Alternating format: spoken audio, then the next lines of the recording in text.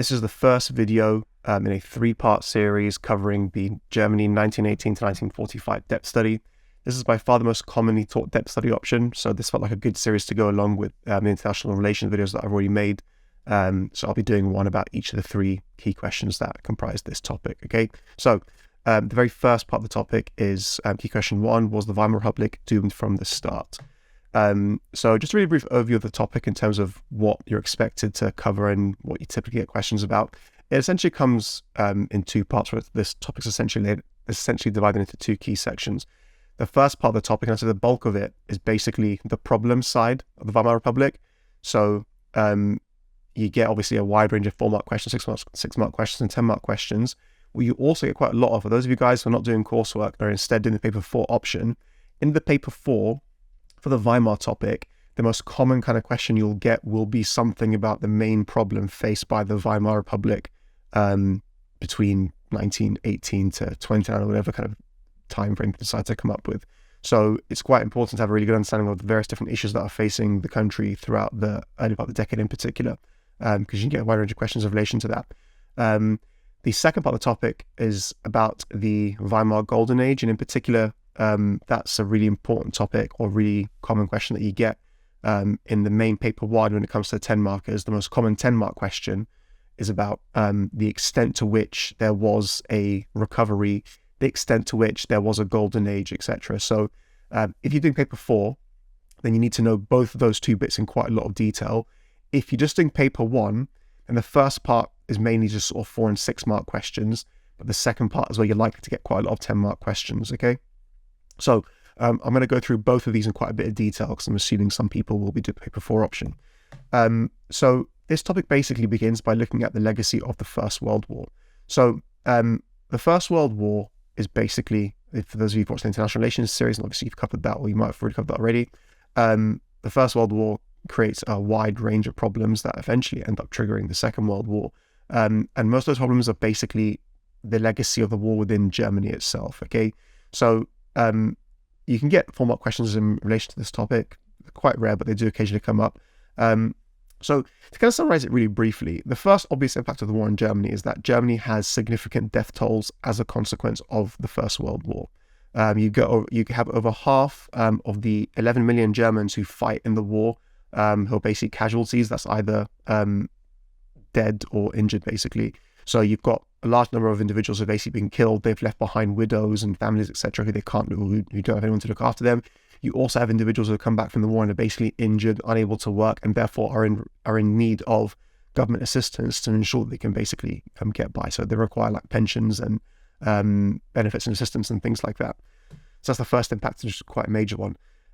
The second impact is that the government debt triples throughout the First World War. Now, this isn't unique to Germany. Many other countries also struggle with their debts as a consequence of the First World War.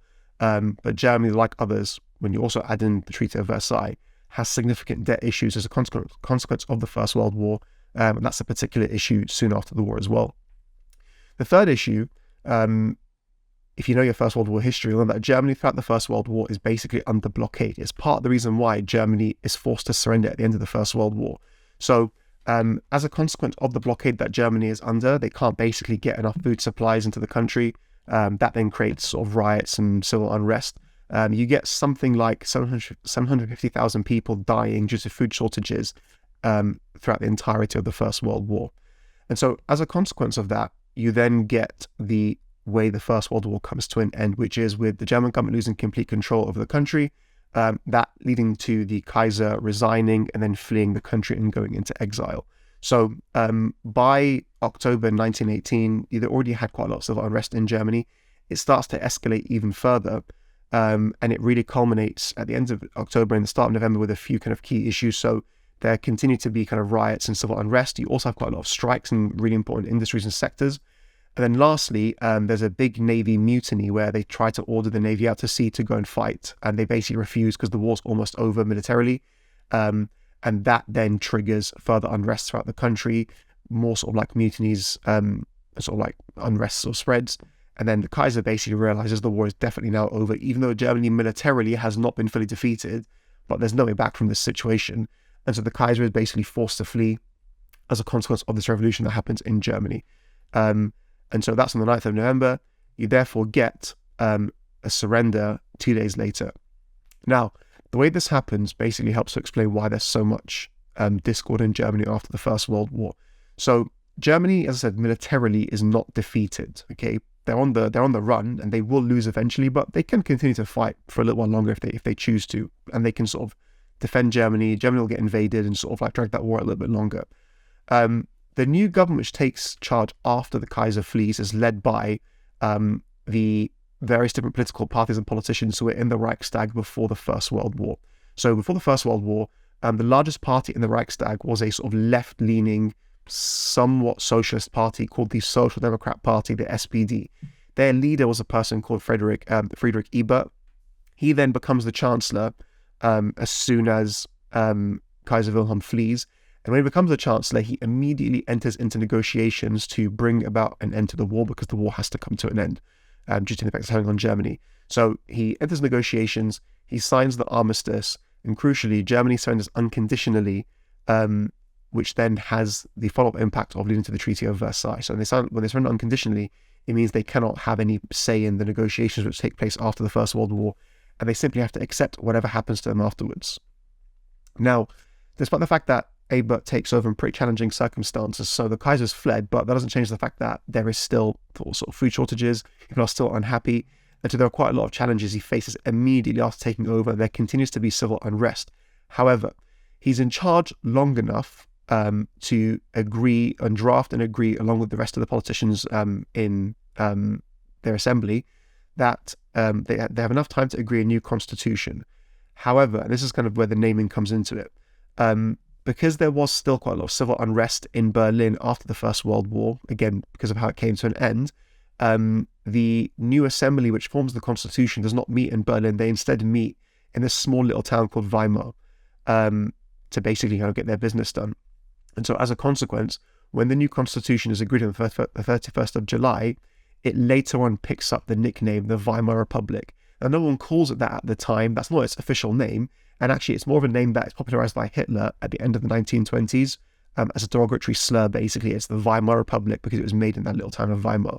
But obviously, we'll call it Weimar, and people will refer to it as Weimar to distinguish it from pre-war Germany and also from Nazi Germany after Hitler takes over. But it's never its official name. So Weimar's got some very important Weimar has some very important aspects of its constitution that you need to be aware of in terms of the structure of the government. Now, you don't have to be aware of all these different things here, but I'll just kind of briefly talk at the key points that you need to be aware of, either because they're important to explain problems in the constitution or because they're important to understand later events which take place. So you'll rarely get questions in relation to this, but if you don't understand this, it makes the rest of it quite tricky to follow. So the key thing to understand is that Germany has a separation of powers. And there's meant to be sort of what we call checks and balances. So there's powers are given to various different institutions or aspects of the government, and they're all meant to have powers and sort of checks over each other. So you first of all have an elected head of state, the president. Okay, now the president isn't a ceremonial figurehead who's got very little power. The president in the Weimar Republic is actually quite a powerful individual. So the president's elected for 7 years. Weimar ends up having two presidents. The first one is Ebert, and then the second one is Hindenburg, who's the last president before Hitler then takes over. They don't have any say in the day-to-day running of the country. However, they've got two really important powers. Firstly, they can choose or appoint the chancellor, and so they choose who the chancellor is, and the chancellor then has to get approved by the Reichstag and command the majority in the Reichstag. But it's the president who decides who the chancellor is. That's really important because later on, when Hitler wants to become chancellor, he has this roadblock, which is Hindenburg, who refuses to make him chancellor initially. That's number one. The second important aspect of the president's role is the president has, as I mentioned it here, but he has these emergency powers where he can basically allow the chancellor to rule by decree in an emergency situation, meaning they can bypass the Reichstag. Now, this might seem quite dictatorial, but the idea is that in a time of emergency, if necessary, laws have to be passed. This does not mean the president can do whatever he wants to, because theoretically you can give those powers to the chancellor of the Reichstag. The Reichstag can still vote out can sort of like just vote out the chancellor and try to potentially trigger new elections if necessary. So he's not all powerful, but that is an important aspect of the Weimar Constitution. You then get the key part being the government itself, which is made up of the Chancellor and his cabinet, okay, which is in the UK, we've called him the Prime Minister. In other countries, I'm guessing if you're from a different country, might also have that same title as well. And so the Chancellor is the head of the government, really. He's the person who can propose laws and try to kind of get laws through the Reichstag. He also chooses who the other ministers in the government are as well. Crucially, however, like you'd find if you're from the UK, we have a similar system here. The Chancellor can't actually get his laws through unless he has a majority in the Reichstag or can get those laws passed through the Reichstag. So the Reichstag is basically that parliament, and that's where laws have to go through to be passed or whatnot. And typically the Chancellor will be the head of a coalition that has a majority in the Reichstag. There's also this group here called the Reichsrat, which you don't really need to know much about, or the Reichsrat, which is basically these parliaments in the, or this other parliament, which is basically representative of the regions of Germany. They've got a few other additional powers, but they're not particularly significant, so I'm not really going to go into much detail. The key things you need to be aware of are the President, the Reichstag, and the Chancellor, and how those three sort of like interlink with each other.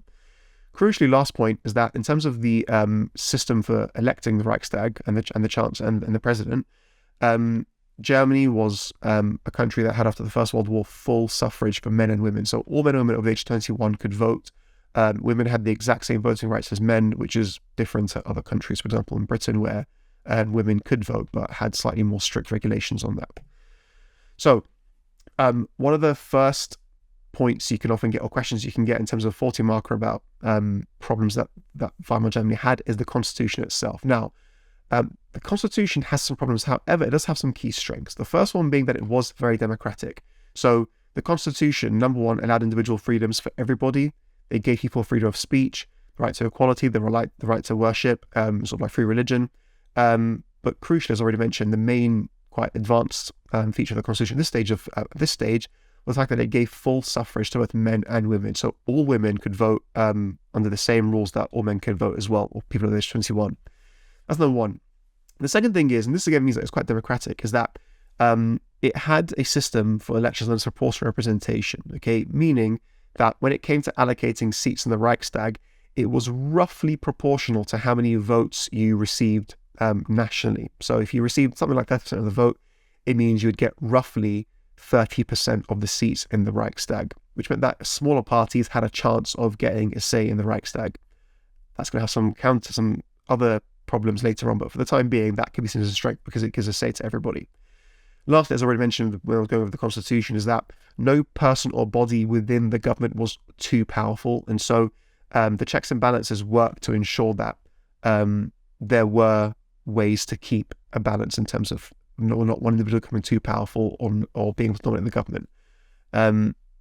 However, on the whole, there were some major issues with the constitution. The biggest issue is that same problem of the proportional representation. So because of that electoral system, meaning that even small parties can get into the Reichstag, it meant that the Reichstag had far too many parties at many points in time. So throughout the 1920s, 29 different parties were able to get seats in the Reichstag. Not at the same time, but if you go through the decade, and typically you have something like 8 to 9 parties at least in the Reichstag, with multiple parties having a couple dozen seats at least.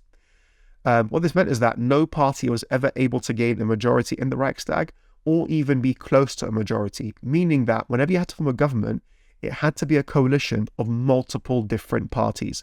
So the entirety of Weimar Germany, in terms of the Reichstag, is a series of coalition governments between parties that do have quite a lot of differences between them, which means two things. Number one, they lack strong, clear policies. Number two, it means that the governments are constantly falling and having to be reshaped and rejigged with new coalition partners coming in and out. So between 1919 and 1923, there are 9 different governments or coalitions because they can't agree and they keep collapsing after every few months.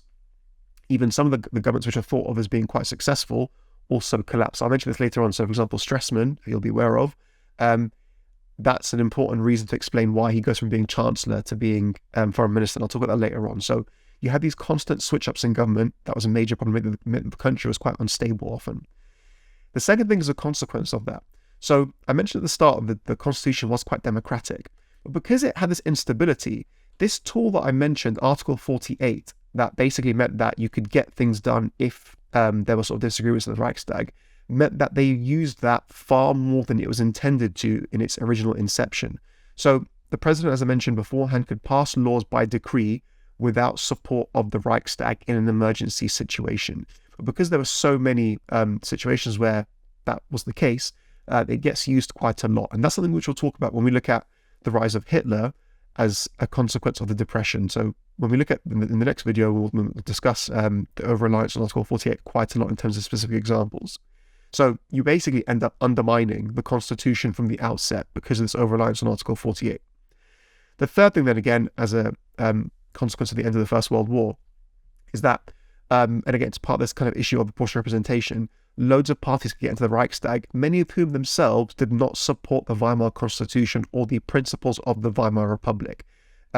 So the Reichstag, often had parties within it, both of the left and of the right, politically that is, who despised the Weimar Republic and or the Constitution and wanted to see it overthrown. So as a consequence of the electoral system, you have lots of parties getting seats in the Reichstag who actually want to get rid of the Constitution and Weimar democracy, which kind of, again, undermines it from the very beginning.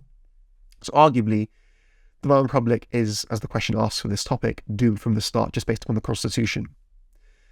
The second way in which the Weimar Republic is arguably doomed from the start is, again, just going back to the end of the First World War. So the way in which the First World War ended in terms of Germany not being defeated militarily on the battlefield meant that the government was despised by large sections of German society.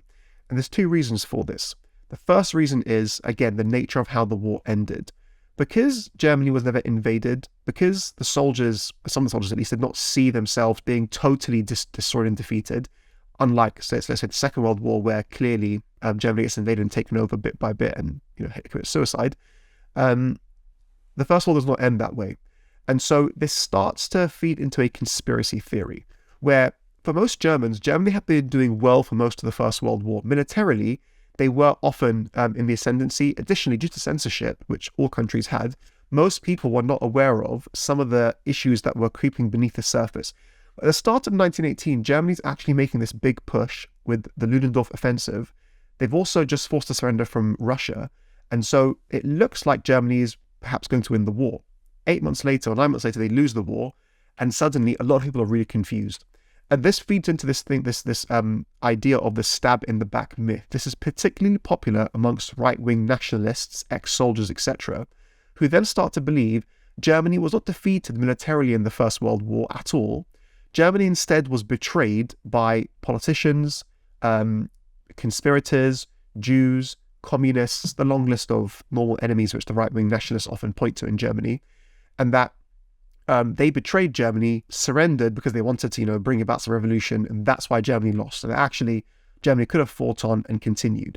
So we've lost because of betrayal, and those traitors are currently at the head of the Weimar Republic's government. So it makes them really unpopular in right-wing circles.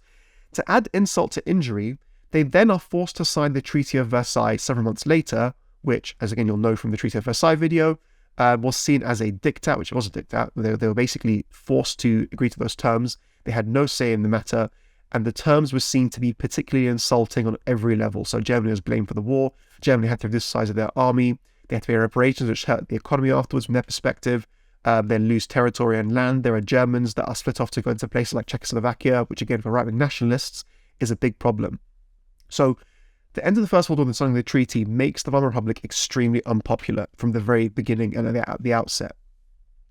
Now, to add on to that, as I already mentioned, with the economic terms of the treaty is also seen to have damaged the German economy, and it therefore makes the Weimar Republic weak from the outset. It's got a weak economy, it's unpopular, and it's, in a difficult situation in terms of military. But the biggest blow of the treaty to Germany, without a doubt, is the political damage it does to the Weimar Republic. Again, if you've watched the Treaty of Versailles video, I talked about how there was a debate about whether or not Germany was that badly affected economically by the Treaty of Versailles. What cannot be denied is the political damage to the Weimar Republic. And the consequence is a lot of uprisings and instability and attempts to overthrow the government in the following years. So those uprisings come in two forms. You, broadly speaking, have what you might refer to as the extreme left and the extreme right. So the extreme left, essentially communists, the extreme right, basically far-right nationalists who want to overthrow democracy and bring back the Kaiser pretty much. So they're in two forms. Now, the earliest challenges to the Weimar Republic come from the extreme left. That's partly because a lot of the revolutionary activity happening at the end of the First World War was by workers, industrial workers, sort of members of the left in the first place. So they basically pick up where they left off at the end of the First World War and continue with that. Now, the strongest challenge manifests itself almost immediately after the First World War. That's in January 1919 with the Spartacist revolt. So you can get on both these two uprisings, Spartacist, and I'll also look at the Catpush later, you can get 4 and 6 mark questions about them. So I'll go through both in a little bit of detail. So in terms of the basic events of the Spartacist uprising, it's very simple. It's an uprising led by an extreme socialist group called the Spartacist League. They're led by 2 individuals, a woman called Rosa Luxemburg and a man called Karl Liebknecht, which I can't pronounce very well. And it's basically a revolt triggered by thousands of workers who go out protesting in Berlin as a consequence of the sacking of a popular police chief who was seen to be sympathetic to their kind of goals and ambitions by Ebert. So as a consequence, the Spartacists use this as an opportunity to try and trigger a large-scale rebellion and revolt to overthrow the government. So the Spartacists call for an uprising and a general strike. A general strike is basically when all the different workers from every single industry go on strike and refuse to work. When you have one, it paralyzes a country completely. This then works. You have 100,000 workers taking to the streets on January the 6th. As a consequence, the government very quickly loses control of Berlin as workers start to seize key locations across the capital. And as a consequence of the end of the First World War, the army is in no position to put down the revolt. So this is where Ebert makes a critical decision which ends up suppressing the revolt, but long-term has some very problematic consequences. So although the army had to be reduced in size and the soldiers had been disbanded, some of those soldiers still carried weapons and obviously were battle-hardened and knew how to fight. So Ebert orders army officers who had been demobilized or officers to organize the demobilized soldiers from the First World War into what they call free corps. In other words, these sort of like corps from the army who were not officially part of the army, and therefore it's not technically part of that 100,000 restriction from the Treaty of Versailles. They therefore get called in German the Freikorps. And so the Freikorps tend to be mostly these right-wing nationalists, again, who fought in the First World War, who despised communism. And so as a consequence, you've basically got these battle-hardened, quite cruel and brutal anti-communist soldiers who basically are crushing unarmed workers who are basically no match for them.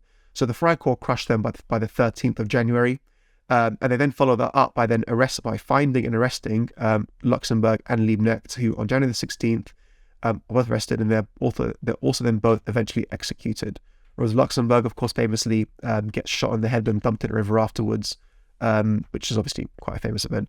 And so in terms of the extent of threat of the Spartacists, because you can also sometimes get a 10-mark question that asks you to compare the extent to which the Spartacists are more, or who was more threatening, the Spartacists or the Freikorps. So the Spartacists clearly posed a significant threat to the weakened German government, simply because they took over Berlin and forced the government out of Berlin and seized key locations. So clearly they were a significant threat, and the government was unable to handle them without having to call in a militia that was not part of the government. However, ultimately, the threat of the Spartacists cannot be overstated, because ultimately they were crushed with ease by the Freikorps once they were called in. So you have on the one hand, they're threatening because they force out the government and the government can't deal with themselves. On the flip side, the Freikorps does deal with the Spartacists very easily once they're called in to do that. Now, you then get a year later the backfiring of that decision by Ebert. He had to do it ultimately, but it had some severe consequences. That is because the Freikorps, whilst they hated the communists and scrapped or destroyed the Spartacists, they also had no love for Ebert, and they themselves, as right-wing nationalists, despised the government who they thought were weak, and again were part of this betrayal. Large numbers of the Middle East did so. And so they start to cause quite a lot of trouble over the next year. And so Ebert then decides that he needs to disband the Freikorps, who by now, by the sort of the beginning of, well, within a couple of months of the crushing of the Spartacists, now number 250,000 men, clearly much stronger than the German army itself. And so they get disbanded in 1920. However, In response to that, the Freikorps has no intention of putting down their weapons. They decide to instead turn their weapons and their guns on the government. So there's two reasons why this uprising happened. So you could get a 6 marker on this. The first reason is the government decides to disband them because of their lack of control. The second reason that you could talk about would be the general discontent that right-wing nationalists had for Weimar. So if you have this question as a 6 marker, you could talk about the things that we mentioned at the start about the stab in the back myth, the Treaty of Versailles, etc. Okay, so you have this building long-term dislike of the government by the Freikorps. They then try to disband the Freikorps. The Freikorps then decides, you know what, let's go for it. Let's go for a revolt. Now, the problem here is that the Freikorps then marches on Berlin, and when they get there, the army refuses to fire on the Freikorps because they're effectively ex-soldiers. There's a famous quote by one of the officers. It basically says, Reichswehr, do not fire on Reichswehr. That's the name of the army, basically, or soldiers in the German army. And so as a consequence, the Freikorps very soon takes over all of Berlin, and they then decide to declare a man called Wolfgang Kapp as their leader, and they then declare the formation of a new government, whilst also inviting the Kaiser to return back to Germany to again re-establish dictatorial rule, basically. The government is no match for the Freikorps. They flee Berlin, and they cannot deal with the uprising. They've technically been overthrown.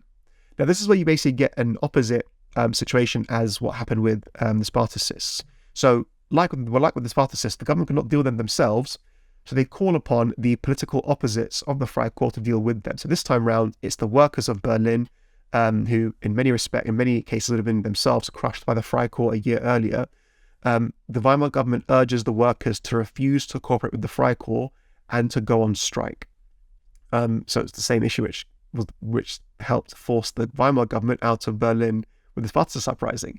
So the workers, who themselves have mostly socialist leanings, and as I mentioned, despise the Freikorps and despise any attempt to try to bring back the Kaiser, who they themselves wanted to remove in the first place, they then, despite their own dislike of the government, oblige and go on a general strike. And this brings all essential services to a halt, meaning that Kapp and the Freikorps could not govern the country. And so as a consequence, Kapp realizes he can't govern. He flees the country, but then himself gets imprisoned. That then leads to rebellion collapsing, and the Weimar government then gets restored. So again, same as beforehand, you could argue that the Freikorps are quite a threatening rebellion because they overthrow the government, but same as you would do for the Spartacist argument or the Spartacist question, you can then talk about how on the flip side they're then overthrown quite comfortably by the workers. So if you have that question as a 10 marker, I would frame it that way. 1 point about the threat of the Freikorps being strong, 1 point about them not being strong as a counter, and then similarly for the Spartacists, 1 argument for, 1 argument against, and that gives you your 2 versus 2. Now, in addition to the uprisings, there was also a recurring problem of just general political violence and assassinations of quite a lot of figures across the country. This tended to be, not always, but it was typically left-wing or moderate politicians being assassinated by right-wing nationalists who obviously despised them. Now, in terms of the numbers, you've got between 1919 and 1922 over 376 assassinations of politicians and various other officials, the most significant of which is the assassination of the foreign minister, Walter Rathenau, who's murdered in June 1922. Now, to make matters worse, not only are there quite a lot of political violence and assassinations, and you'll see this exact same issue with the Munich Putsch with Hitler in the next video that I talk when we go over this, the judges in Germany were typically right-wing nationalist judges who themselves had sympathies with some of the aims and beliefs of some of these assassins and various different militias and groups. And so as a consequence, whenever a right-wing nationalist was involved in assassination, they typically were let off the hook by the courts or the judges who didn't prosecute them. So in total, no right-wing assassin is ever convicted of an assassination at this entire period. On the flip side, you've got 10 left-wing assassins who are convicted. So 376 assassinations, 10 convictions. Okay, this again can go as part of the issue of for the 40-mark question, that this question of what was the main issue facing Weimar Germany. It had this weak judicial system or court system that in particular when it came to right-wing violence was really lenient and did not deal with them, which then encouraged further violence. So that was a problem. And so this then has a follow-up consequence as well. And you'll see this. So obviously most people are aware of the SA as bodyguards for the Nazis. So what most people are not aware of is that most political parties in Germany in the early 1920s had their own militias and armed guards. So the SPD, or the Social Democrat Party, the KPD, the Communists, both had their own armed guards and militias, just like the Nazis did, for the same reason, okay, which is private security, protecting their meetings, and sometimes even disrupting opposition meetings as well. So as a consequence of this climate, you have these armed guards in political party meetings, which meant that party meetings and political events often turned to violence as well as marches because of the involvement of armed guards, which again is another massive problem with the situation after the First World War in Germany. So you have the issue of political violence. In the short term, however, the biggest problem that Germany faces in the post-war period is the crises of 1923. So again, if you've watched the Treaty of Versailles video already, you'll be quite familiar with these. So I won't go over it in too much detail in terms of the events, but just to read a brief summary. In 1923, all Germany's issues come to a head with the occupation of the Ruhr and then the hyperinflation crisis. So in 1923, Germany argues that Germany had long been arguing that it could not pay the reparations that were imposed on it by the Allies. Now, in 1921, Germany had paid its first installment of the reparations. At the end of 1922, Germany announces that it will not be able to pay. The French are not impressed by this. They think that Germany, A, is lying and can't pay. But secondly, if Germany will not pay, as part of the treaty's agreements, France can go into the Ruhr and they can take their payments in kind. In other words, they can take goods, and they can take goods like raw materials, iron, steel materials, things like that, minerals, etc. And that's what France does. It goes into the Ruhr and invades their army to take their payment in kind by force. And so, as with the revolts of the Freikorps and others, the German government clearly has no ability to resist the French invasion, nor is it in their interest to do that. And so the German government does not physically resist, but instead, again, goes back to that same method they use with the Freikorps, which is to urge the workers of the Ruhr to passively resist the French, refuse to work, and to basically go on strike. Now, unlike the Freikorps, the French are a very well-trained army and are only occupying a small region, therefore strikes aren't a massive issue. The French respond in two very simple ways. The number one, arrest any workers who obstruct their work in the Ruhr, and they instead bring their own workers to replace them. You then start to get protests and strikes and clashes that break out in the Ruhr, and the French response is quite heavy-handed. Again, if you watch the Treaty of Versailles video, I talked about it then, the French basically deal with it with their own heavy-handed methods. That then leads to 130 German civilians being killed in clashes with the French in the Ruhr. So this again heavily weakens and hurts the German government, or the Weimar government. The Germans resent the French invasion of the Ruhr, but ultimately they blame the Weimar government for being too weak, A, to resist the French, but also B, this is a consequence of the Treaty of Versailles, and therefore they blame the government once again for signing the treaty and therefore putting them in this situation to begin with. The second consequence of the Ruhr invasion, however, is that it cripples the German economy, which had already arguably been in a pretty difficult position. This is because the Ruhr contains all of the crucial key factors, all the main factories all the main industrial regions. It's got key factories, raw materials, etc., that Germany obviously needs for a variety of reasons. The crisis also ends up worsening Germany's debt problem, and I'll talk about why in a second with the hyperinflation situation. It increases unemployment because they obviously made these workers go out on strike and therefore they have to pay them. And it also worsens the shortage of goods that already existed for the war because again, they can't get materials from the Ruhr which previously were going to parts of Germany. But the most important consequence is the hyperinflation crisis. So again, remember this from the Treaty of Versailles video. There's two main reasons why this takes place. The first reason is that Germany has to continue paying the workers who are going on strike to incentivize them to go on strike.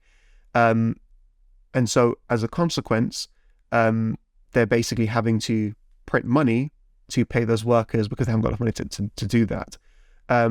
They also are now racking up further debts because there's now fewer workers working in the Ruhr. They have a shrinking tax intake and need to pay off those debts, which they've got fewer taxes to pay for, basically. And so as a consequence, again, they start printing money to try and pay off those debts as well. Okay, so long story short, they print loads of money to basically pay off workers and pay off their debts and their loans. And this leads to skyrocketing inflation. with the following consequence. At the start of the year, a loaf of bread cost roughly 100 marks.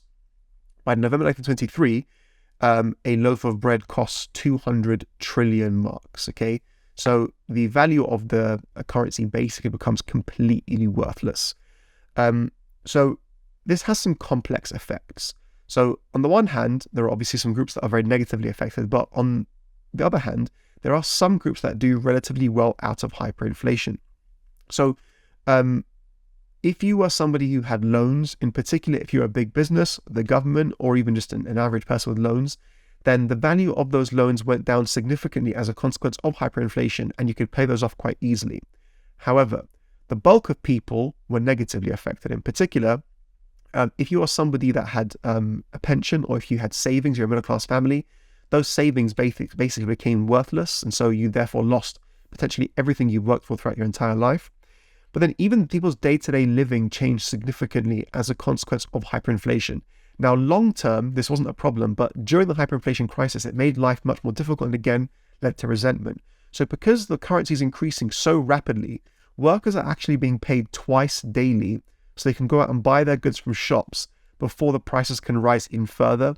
And actually, in some cases, you can't even buy goods using the money because it's worthless, and it will become worthless very soon afterwards. And so loads of shops only actually accept payment in kind. In other words, you exchange goods for the goods you're buying, because from their perspective, that's a more valuable exchange than taking out your worthless money. So day-to-day living changes rapidly in the short term, but in the long term, middle-class people and people with savings, old people are negatively, severely impacted. Businesses, people with large loans, etc., tend to do quite well out of hyperinflation. And so that really is the high point, or the high point of difficulty or challenge for the Weimar Republic in the post-war period. At the end of 1923, the hyperinflation crisis comes to an end, and you get the beginning of the period which is often referred to as the Golden Age of Weimar. Okay. Now, this period is also often referred to as the Stressman era, or the Stressman years, because it's associated with the most prominent politician of the era, a man called Gustav Stressman. Okay. So just before I go into the back and forth of how much it recovers or not, I just want to briefly talk about who this guy is and just a little bit about the period, just to clarify a few little points. The first thing is, he is not the chancellor for the bulk of this period in time. Okay. Stressman is the leader of one of the main conservative parties in the Reichstag, a group called the DVP. It's not the largest conservative party, but it's the second largest. And of the conservative parties, it's the one which is most agreeable to the Weimar Constitution. So he gets appointed chancellor in August 1923. We mentioned at the start of the video that you have these constant switch-ups in governments. And so in 1923, because of the hyperinflation crisis, you get lots of changing of the government. And so he gets made chancellor in 1923, or in August 23 rather. And despite actually doing an okay-ish job, by November, he's basically forced to resign because of, again, his own inability to control the Reichstag and just disputes with other political parties. So he resigns the position because of the just general difficulties of the Reichstag. However, he's then immediately back in government as part of the next coalition, where he's made the foreign minister instead. So in terms of the changes that happen, you'll notice in terms of the dates that some of the things we're going to talk about, or the points we talk about, will be from certain years, and they relate to Stressman based on the roles that he's in. Okay, and I'll put that in a little bit in a second. So he remains foreign minister, which is one of the most significant positions within the German government throughout the decade, until he dies suddenly in October 1929. That's actually before the Wall Street crash, about 2 weeks beforehand, which is an interesting sort of twist of fate, where had he lived a little bit longer, he might have done a better job with the Wall Street crash, or he would have seen his hard work unravel quite quickly.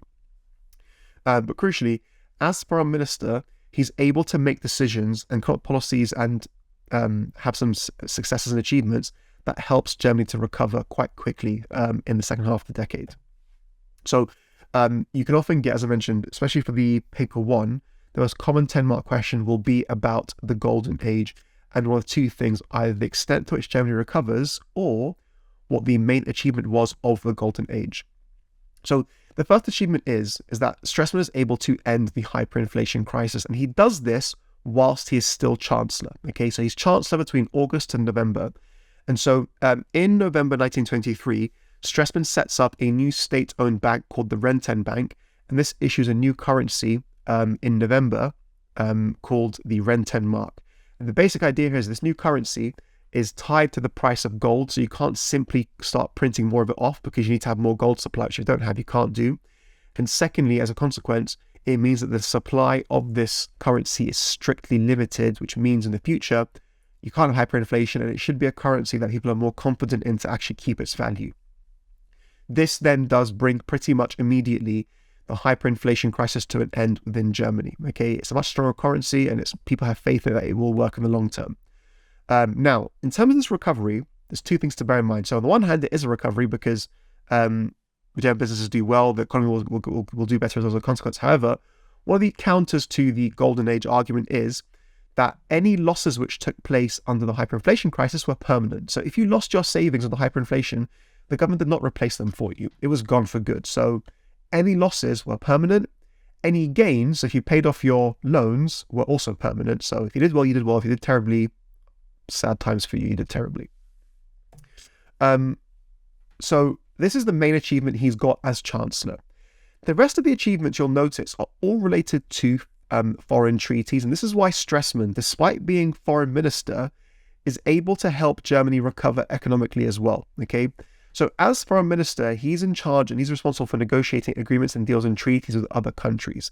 The first of which, when it comes to economic recovery, is the Dawes Plan of 1924. Okay, so this is a few months into his role as foreign minister. He agrees this deal with American negotiators, hence why it's called the Dawes Plan. The American diplomat is called Charles Dawes. And so it's got a few kind of key agreements. The first thing is reparations were temporarily reduced to £50 million per year. Okay, this would then go back up again after 5 years, but in the short term, the reparation payments would be reduced for Germany, so they can be more manageable. The second thing, and this is the key part of the Dawes Plan, is that Germany will be loaned by US banks $25 billion between 1924 and 1930. Now, the plan does not specify that itself, but as a consequence of the plan, you get this taking place, these loans of $25 billion. Those loans are to German industries to help Germany kind of build itself up more, recover, create jobs, etc., and prosperity. The final part of the agreement is that Germany would agree to resume reparation payments, which then, as a consequence later on, then leads to the French leaving the Ruhr. This is something which makes the Dawes Plan quite unpopular amongst some groups, that Germany basically agrees they'll continue paying reparations, but the consequence is that the French leave the Ruhr. Stressman realizes that Germany has to end these crises if they're going to recover. Okay, they have to basically show the world they basically are going to keep to their agreements, they're going to be a responsible nation, and if they can do that, they'll be treated more equally or get better treatment as a consequence. And so the Dawes Plan works quite effectively. As a consequence of these loans and, being able to get the Ruhr back and actually start producing things there and, keeping your materials, etc., industrial output in Germany doubles between 1923 and 1920. In other words, what they're producing within their industrial regions, physical production. You also, therefore, as a consequence, get, because they're now actually getting folks to work, higher employment, you get increased trade with other parts of the world, and as a consequence, you also get increased income from taxation. So all these things all work together, and it means that the Dawes Plan has quite a wide range of long-term positive effects for Germany. The main drawback, however, and this is more of a long-term problem, is that Germany's recovery is dependent upon US loans, which, if the Americans choose to recall those loans, could start to hurt Germany. And obviously, looking forward to the future, that is what happens. So when the Wall Street crash takes place, American banks are desperate to recall their loans. They do that to German banks. That then severely impacts Germany after the Wall Street crash. The second consequence, it's not a huge consequence, but it is seen to be a problem, is that it's criticized heavily by the extreme right nationalists who are furious that Germany has surrendered once again to the other powers. Effectively, by agreeing to restart reparation payments, this is seen as surrender by the extreme right, which obviously makes the government even more unpopular as a consequence. The Dawes Plan then gets followed up 5 years later by the Young Plan. The Young Plan can be a little bit confusing just to kind of figure out exactly how it differs from the Dawes Plan. But the way to think about it very simply is the Young Plan aims to build more permanent solutions on top of the temporary solutions that had been put forward by the Dawes Plan. So the Dawes Plan temporarily reduced reparations payments, but they were meant to go back up again in the long term. So the Young Plan does two things. Number one, the total, and this is the main outcome, the total payments have been reduced from 6.6 billion to just 2 billion, which is a big victory for Germany. The second thing is they again reduced the amounts that Germany has to pay, meaning that Germany has a payment period extended up until 1988. They are given an extra 59 years to pay out their reparations as a consequence. The final consequence is that all remaining Allied troops also agree to leave Germany. This is in particular in the Rhineland. So as a consequence of the Dawes Plan and the payment of reparations, France eventually agrees to leave the Ruhr. However, there were parts of Germany that continued to be occupied by the European powers, in particular France, and that was basically the Rhineland. As a consequence of the Young Plan, all remaining Allied troops leave Germany, and so Germany is now completely free of occupation by foreign soldiers and troops. Now, this, like the Dawes Plan, was very unpopular with amongst right-wing nationalists, and in particular, the DNVP. We've not mentioned just as of yet, the DNVP is the largest right-wing nationalist party in Germany. They're not quite as extreme as the Nazis, but they themselves are quite radical, and at various points in time oppose Weimar democracy. So the DNVP and the Nazis get together and organize opposition to the Young Plan, and they're able to trigger a referendum, a vote basically, to try and block the Young Plan from going into effect. However, and this goes to show that actually the Young Plan was quite successful, 85% of Germans vote in favor of the Young Plan, showing that it had massive public support and actually was a pretty good step forward for Germany, despite the opposition. So the opposition point is really overstated, because ultimately most people just ignored it and thought it wasn't particularly convincing or a good argument to go along with.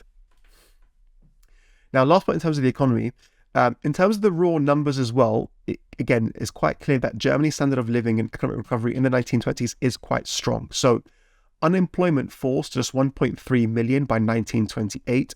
You also get a new policy being created by the government of unemployment insurance, meaning that workers pay into an insurance pot as part of their wages every single month. But as a consequence, if they were to fall sick or get unemployed, they would get a unemployment benefit of 60 marks a week to help them get by in case of that kind of difficult situation for them. You also get, in terms of general living standards, the length of the working week falls to 46 hours on average, whilst at the same time, real wages, in other words, your wage compared to inflation, go up by 25%. So the German workers got more spending power whilst working less on average over the course of the 1920s. The government also uses a tax on rent to fund the building of new homes. Now, this is not as much as they still needed, so they still had a shortfall, but essentially they were able to create 64,000 new homes, which did slightly ease housing shortages after the First World War. Lastly, and I mentioned this at the very beginning of the video when I talked about the issue with death toll after the First World War and the issue of the veterans and the widows, throughout the 1920s, you have 750,000 war veterans, 400,000 widows, and 200,000 parents of dead soldiers who are paid pensions throughout the entirety of that decade, which again just maintains living standards throughout the entire time period. So on the whole, economically, it is a recovery or a golden age, as the course refers to it, or as people refer to it. The second aspect of Germany's recovery, which again, because of the fact that these are foreign treaties, comes back to Stressman himself, is the Locarno Pact, which has some very significant consequences. So Stressman wants to also improve Germany's image and reputation abroad. And his greatest success in achieving that is the Locarno Pact of 1925. Now, the extreme right are horrified by this because it's essentially, again, a betrayal and an acceptance of Versailles and the surrender, basically. But Germany basically accepts its 1919 border with France. The Rhineland is agreed to be permanently demilitarized. And as a consequence of this is what Stressman gets out of it, is they agree that talks will begin about German membership of the League of Nations, which again, if you recall from the international relations videos, Germany is initially not allowed to join the League of Nations because they're not seen to be peace-loving yet. So as a consequence of Locarno, they open up negotiations to bring Germany into the League of Nations. And so that basically happens a year later. So in September 1926, Germany gets accepted into the League of Nations as a consequence of the Locarno Pact. Not only does Germany join the League of Nations, Germany in particular is invited and given a permanent seat on, or is a permanent member of the League of Nations Council, which again, I'll remind you from the international relations videos, the League of Nations Council is the main decision-making body of the League, which can sanction people, etc. And if you are a permanent member of the Council, it means that you can veto any decision made by them.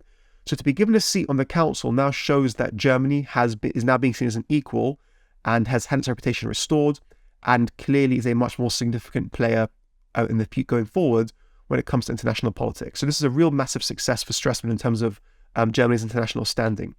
Now, nationalists, as I've already mentioned, are still furious because the surrender of the land from Versailles, etc. You also get some anger amongst communists because, again, if you recall from the international relations topic, the USSR was not invited to join the League of Nations. The League of Nations was seen to be a little bit of a capitalist club, basically, that was conspiring against the USSR. And so some communists were also upset by the joining of the League of Nations by Germany, and which this all took place. And they saw it as a way to try and marginalize the USSR even further, basically. But on the whole, it's still pretty effective and a pretty significant gain. The final way in which Germany can be seen to have recovered in the 1920s is they start to become much more politically stable. And now there is a drawback to this, where it's not total stability, but it clearly is a massive improvement on the old system. So the reasons why Germany in the first place we already talked about was struggling politically in terms of the instability is because economically they were in trouble, and secondly, people upset about Germany's kind of international status and the way in which they're being treated.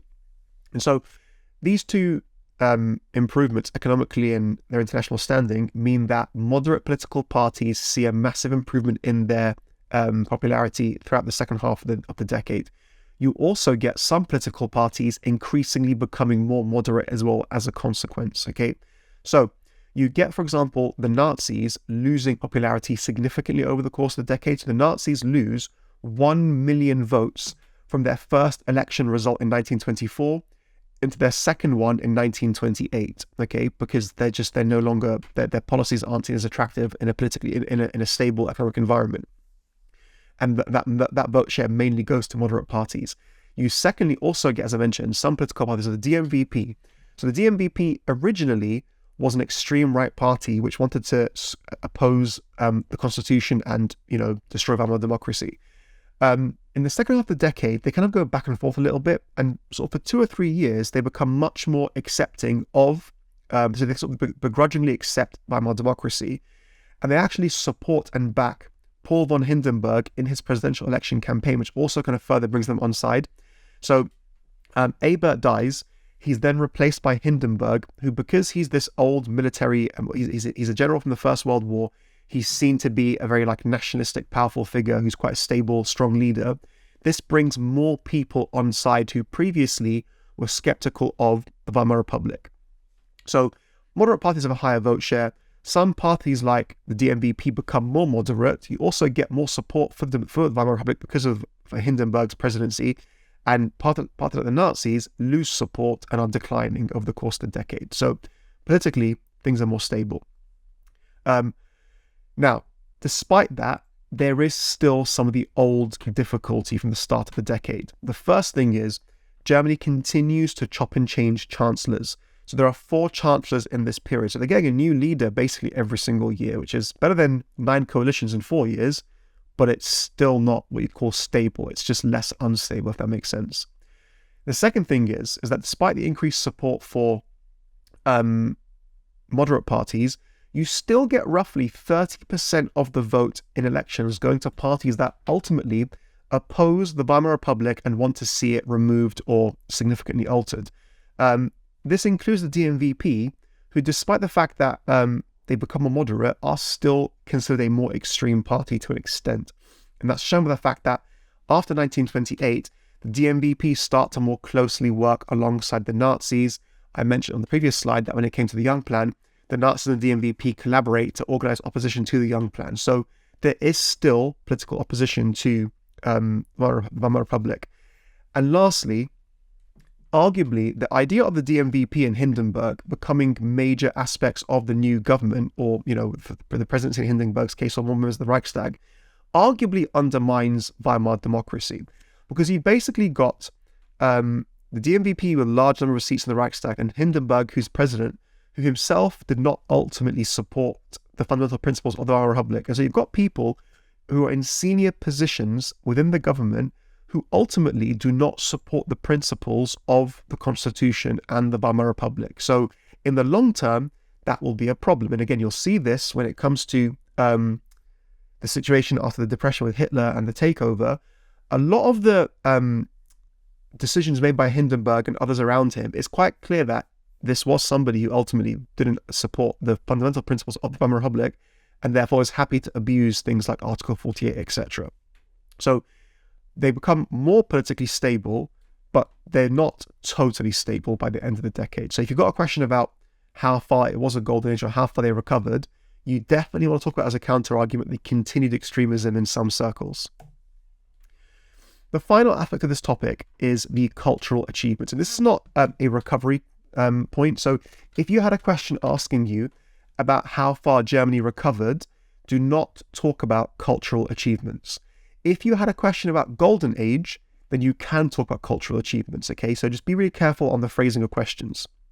Because this is basically something which was the case throughout the decade. So it's not necessarily a recovery, it's what it was always like throughout the period. So the first thing is, in terms of cultural achievements, is women's rights. Your textbooks don't really talk about it much at all, but it is a key thing you can talk about in terms of cultural achievements, or, it being a golden age. Women did very well in Weimar Germany compared to other parts of the world. So in particular, we really talked about the voting rights. As a consequence of those voting rights, you had over 90% turnout by women in elections going to vote. And over the course of the entire period of Weimar Germany, you have 112 women being elected. That's cumulatively, so you add up every single parliament together by 1932. That number increased year by year. So women had quite a lot of representation politically within Weimar Germany. Article 109 of the Constitution also formally gave women equal rights as men, which again for the time was quite an advanced modern concept compared to other countries. And they also, therefore, as a consequence, had much better employment opportunities and just individual freedom.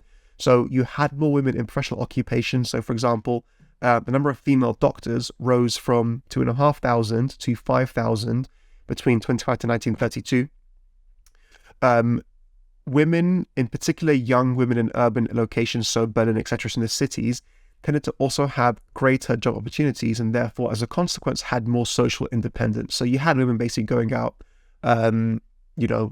freely, smoking, dressing as they wanted to, which for some was basically kind of the hallmark of a more liberal society. That has some negative consequences in terms of social cohesion, but that could be seen as a way in which Germany was again more advanced compared to other parts of the world. The second major cultural achievement was that Germany had really advanced and interesting art, architecture, cinema, and science. Okay, so there's a couple of reasons behind this. So after the First World War, obviously had censorship that was quite strict and enforced quite tightly. You also had, along with the end of censorship at the end of the First World War, the new constitution that again gave people more freedoms and more rights. And so that was a really ideal scenario and situation for artists and writers to more freely express themselves. And so between each of these different categories, you've got quite a lot of ways in which Germany had quite a lot of interesting cultural achievements. So in terms of art and literature, all the old styles were basically abandoned. And instead, art and literature focused much more on representing people's everyday life and experiences. And so this could look like talking about, the struggles that soldiers come back to the First World War faced. It could be things like criticizing army leaders. And so the art style and the literature was seen to be much more culturally developed and interesting, as opposed to kind of old, boring styles, just sort of, painting landscapes and whatnot, and just focusing on architecture, etc. So it was much more it sort of pushed the boundaries much more in terms of what could be sort of achieved or portrayed. Secondly, kind of linked to that as well, you also have obviously this famous Bauhaus style of design that develops as well. So you have the Bauhaus school of design, which is set up in Germany, and they're able to kind of come up with these quite new and exciting new styles of creating buildings, objects, etc. Many of which today people recognize as being quite modern styles. And so Bauhaus architectural style, design style, is very much quite influential when it comes to what we now think of as modern design style. So modern design really stems from 1920s Germany. In terms of their cinema as well, Germany is has a world-leading cinema industry, where they pioneer quite a lot of new emerging genres. So, for example, when it comes to horror, there's a famous film in 1921 called Nosferatu the Vampire, which pioneers quite a lot of new techniques in terms of horror movies. You then also have one of the most famous science fiction movies of all time, Metropolis, in 1929, I believe, or towards the end of the decade, I think it might be 1930, where again, it's considered the first ever science fiction movie that really pioneers quite a lot of interesting techniques in terms of how that's kind of carried out. These stars of German cinema are also quite internationally famous. So people like Marlene Dietrich, she then kind of goes to Hollywood later on, becomes quite a very famous actress there. So German cinema is culturally very, very influential, which again suggests that Germany is in this golden age, basically, as in terms of their cultural achievements. Lastly, this is quite an objectively easy one to measure as well, is that German science and scientists continue to be world-renowned. So a very objective way of measuring it is very simple. Throughout the 1920s, German scientists win more Nobel Science Prizes than any other nation put together. Okay, so Germany's doing pretty well throughout the 1920s when it comes to their science. So culturally, if you had a question about Golden Age, you definitely want to have at least one big paragraph talking about cultural achievements. Now, the flip side to this is that there are some social and so there are some tensions that come about as a consequence of these social and cultural changes.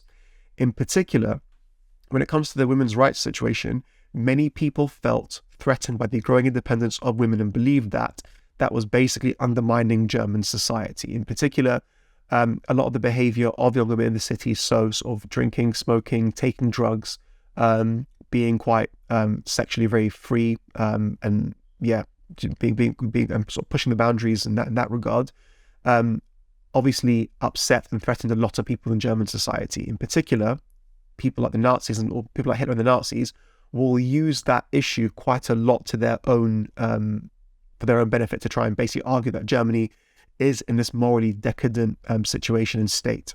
And that is quite a popular message in the late 1920s.